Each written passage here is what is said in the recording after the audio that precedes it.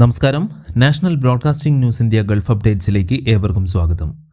ഒമാനിലെ ആമിറാത്ത് വിലായത്തിൽ ഒരു കുടുംബത്തിലെ 6 പേരെ വീടിനുള്ളിൽ മരിച്ച നിലയിൽ കണ്ടെത്തി. അൽ-അദ്കിയ പ്രദേശത്ത് താമസിച്ചിരുന്ന ഭർത്താവും ഭാര്യയും 4 കുട്ടികളുമാണ് മരിച്ചത്. സംഭവത്തിൽ അന്വേഷണം ആരംഭിച്ചതായി റോയൽ ഒമാൻ പോലീസ് അറിയിച്ചു. 6 പേരെ മരിച്ച നിലയിൽ കണ്ടെത്തിയ വിവരം കൺട്രോൾ റൂമിലേക്ക് വിളിച്ചറിയിച്ചിരുന്നു. അതിന്റെ അടിസ്ഥാനത്തിലാണ് ഉടൻ പോലീസ് സംഭവ സ്ഥലത്തെത്തി പരിശോധന ആരംഭിച്ചത്. വിഷവാതകം ശ്വസിച്ചാകാം മരണം സംഭവിച്ചതെന്നാണ് പ്രാഥമിക നിഗമനമെന്നും കൃത്യമായ കാരണം കണ്ടെത്താൻ അന്വേഷണം തുടരുകയാണ് എന്നും പോലീസ് പ്രസ്താവനയിൽ അറിയിച്ചു. ദുബായ് പോലീസിന്റെ ആഡംബര പട്രോൾ വാഹനങ്ങളുടെ നിരയിലേക്ക് പ്രശസ്ത ബ്രാൻഡായ ബെറ്റ്ലിയുടെ ഏറ്റവും പുതിയ മോഡലായ ബെൻഡൈഗ അസൂറും.